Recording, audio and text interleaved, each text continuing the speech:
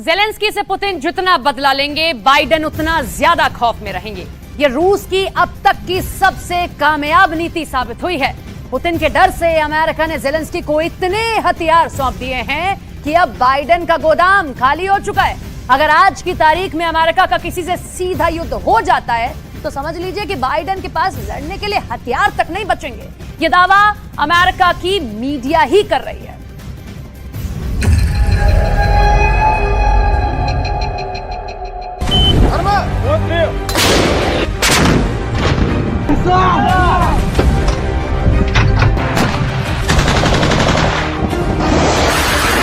Ukraine की मदद करते करते अमेरिका कंगाल हो चुका है।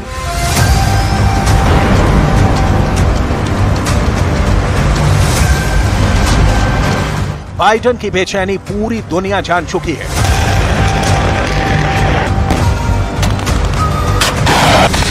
ज़ेलेंस्की की मदद करना अब अमेरिका के बस की बात नहीं, क्योंकि पानी सिर के ऊपर निकल चुका है।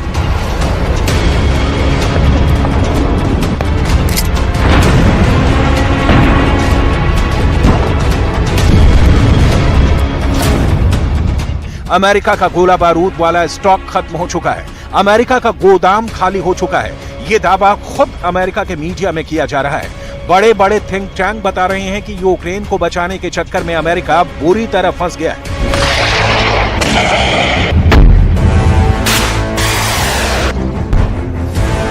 यूक्रेन की 40 अरब डॉलर वाली मदद का दावा कर रहा अमेरिका अब खुद किसी भी युद्ध के लिए पूरी तरह तैयार नहीं है। व्हाइट हाउस में इस क्राइसिस की चर्चा हो रही है। कुछ आंकड़े तो हैरान कर देंगे।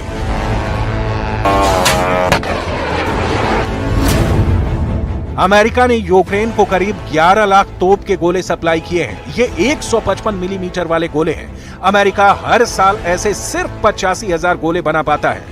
और अब रिपोर्ट है कि अमेरिका अगर तेज काम भी करेगा तो उसे अपना गोले बनाने वाला गोदाम भरने के लिए 10 साल का वक्त लग सकता है। ऐसे ही अमेरिका को एंटी टैंक मिसाइल जैवलिन का स्टॉक भरने में 8 साल का वक्त लग सकता है। एयर डिफेंस मिसाइल स्टिंगर का गोदाम भरने के लिए अमेरिका को दिन रात 18 साल तक ये मिसाइलें बनानी पड़ेंगी। कुल मिलाकर अमेरिका ने यूक्रेन को बचाने के चक्कर में अपने हथियार खत्म कर दिए हैं। अमेरिका का हथियार वाला स्टॉक पूरी तरह से खत्म हो चुका है।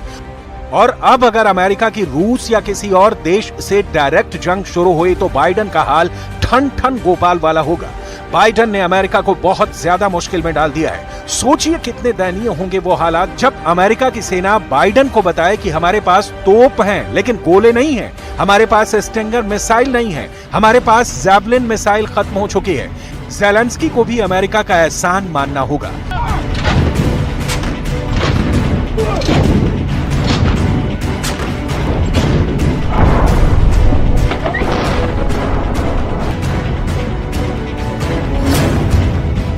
युद्ध की शुरुआत यानी फरवरी 2022 में अमेरिका एक महीने में तोप के 15,000 गोले बना रहा था।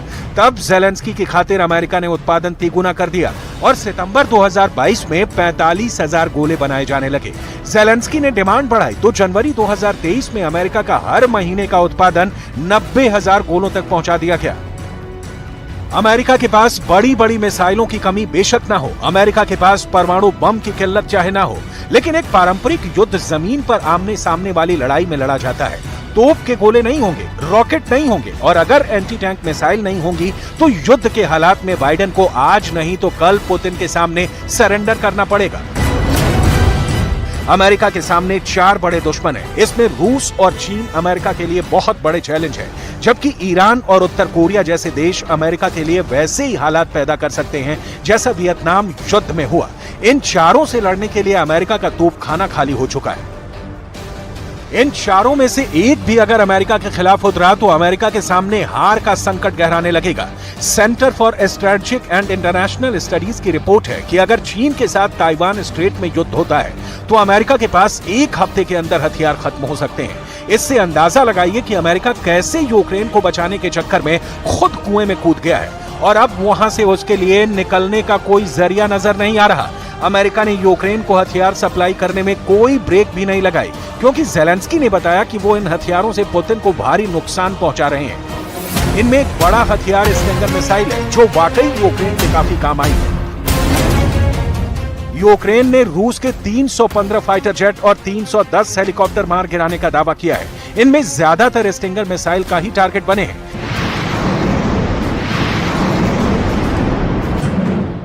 दस सेकंड का वीडियो देखिए जिसमें जेलेंस्की ने अमेरिका से मिले स्टिंगर मिसाइल से पुतिन का सुखोई 25 फाइटर जेट मार गिराया था। यह वीडियो अक्टूबर 2022 का है। पुतिन का फाइटर बहुत नीची उड़ान भर रहा था। पायलट को यकीन था कि उसका कुछ नहीं बिगड़ेगा। अचानक इस विमान से एक मिसाइल टकराती है और इस फाइटर का मिशन ओवर हो जाता है। पायलट इजेक्ट करता है, यानी वो सीट समेत पैराशूट के जरिए विमान से बाहर आ जाता है। जब पायलट पैराशूट से नीचे आ रहा होता है तब एक दूरी पर विमान को गिरते हुए और आग के गोले में तब्दील होते देखा जा सकता है। ये हमला स्टिंगर मिसाइल से ही किया गया था। रूस का सुखोई 25 काफी नीची उड़ान भर रहा था। तभी जंगलों के बीच तैनात यूक्रेन का एक फौजी अपने स्टिंगर मिसाइल के साथ तैयार रहता है और वो इस मिसाइल को कंधे पर रखकर लॉन्च करता है और फिर स्टिंगर मिसाइल विमान से जा टकराती है। मिसाइल जैसे ही विमान से टकराई, पायलट को इजेक्ट करना पड़ा क्योंकि विमान आउट ऑफ कंट्रोल हो जाता है। विमान दूर जाकर गिरता है, जबकि इस दौरान पायलट वक्त पर पैराशूट की मदद से किसी तरह विमान से बाहर निकलने में कामयाब रहता है। अमेरिका ने यूक्रेन को इतनी स्टिंगर मिसाइल सप्लाई की हैं जितनी उसने पिछले 20 वर्षों में निर्यात नहीं की हैं। इससे अंदाजा लगाइए कि बाइडेन ने कैसे अपने ही गोदाम से ये मिसाइल निकालकर जेलेंस्की की फौज में बांट दी। इस स्टिंगर को मैन पैड्स कहा जाता है, यानी man portable air defence system, जो कंधे पर रखकर ऑपरेट की जाती है, या कहें कि ऐसी मिसाइल जो एक फौजी कहीं भी उठाकर ले जा सकता है और वो उसे अकेला फायर कर सकता है। ये ऐसी मिसाइल होती हैं जो 5000 मीटर की रेंज तक दुश्मनों के ठिकाने, उनके हेलीकॉप्टर और ड्रोन को मार गिरा सकती हैं। इस स्टिंगर के बाद अमेरिका के सामने 155 मिलीमीटर वाले गोलों का संकट गहरा गया है। यह गोला किसी भी आर्टिलरी का सबसे घातक हथियार माना जाता है। ये गोला जहां गिरता है उसके 50 मीटर के दायरे में कोई भी जिंदा नहीं बच सकता। अगर कोई 100 मीटर के दायरे में है तो उसका घायल ना होना नामुमकिन कहा जाएगा। इस गोले की फायर पावर सबसे ज्यादा होती है और ये M777 जैसी तोप से दागा जा सकता है। ये तोप भी अमेरिका ने जेलेंस्की को बड़े पैमाने पर सप्लाई की है। लेकिन अब गोले खत्म होने के बाद बाइडेन ने जैसे हाथ खड़े कर दिए हैं। जेलेंस्की को अब 155 मिलीमीटर वाले गोले खत्म होने के बाद अमेरिका की तरफ से 105 मिलीमीटर के गोले सप्लाई किए जा रहे हैं। जाहिर है कि अमेरिका के पास अपने लिए ही स्टॉक नहीं बचा है। अब सवाल है कि यूक्रेन में चल रहे युद्ध को लेकर बाइडेन जेलेंस्की से पहले खुद को कैसे बचाएंगे। बाइडेन इस बात से बहुत टेंशन में है कि वो यूक्रेन को लगातार हथियार सप्लाई कर रहे हैं। अमेरिका का हथियारों वाला स्टॉक खाली हो गया है। अब उनके सामने बड़ा चैलेंज अपना गोदाम भरना है, जो आसान नजर नहीं आ रहा।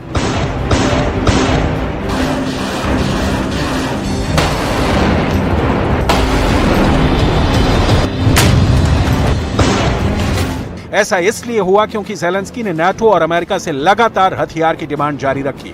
वो बार बार कहते रहे कि यूक्रेन के पास बम खत्म हो गए हैं और उनको तो अभी रूस को खदेड़ने के लिए और धमाके चाहिए। इन सबके बीच पुतिन ने अपने हमले और तेज कर दिए हैं, चाहे वो कीव हो, खार्किव हो या फिर ओडेसा। पुतिन के हवाई हमले हर जगह आग बरसा रहे हैं। क्राइमिया ब्रिज पर हुए हमले के बाद पुतिन ने ओडेसा के आसपास ज्यादा कहर मचाना शुरू कर दिया है। Сегодня ночью вооруженные силы Российской Федерации нанесли групповой удар высокоточным оружием морского и воздушного базирования по объектам военной промышленности, топливной инфраструктуры и складам боеприпасов Вооруженных сил Украины в районе города Одесса, а также по авиабазе Канатова Воздушных сил Украины Кировоградской области. Все назначенные объекты поражены. Цель удара достигнута.